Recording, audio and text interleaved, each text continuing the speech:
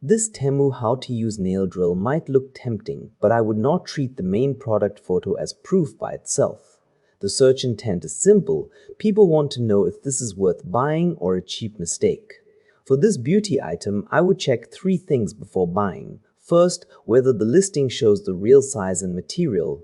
Second, whether buyer photos match the promise. And third, whether low-star reviews repeat the same complaint.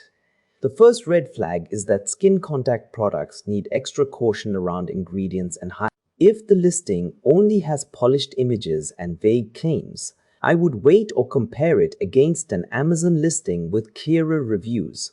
My verdict is risky. Buy until the reviews prove the weak points are not common.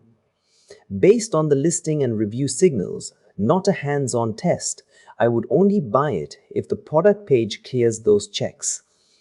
Comment your country and the next Temu product you want checked, and I will run the same buyer research filter before you waste more.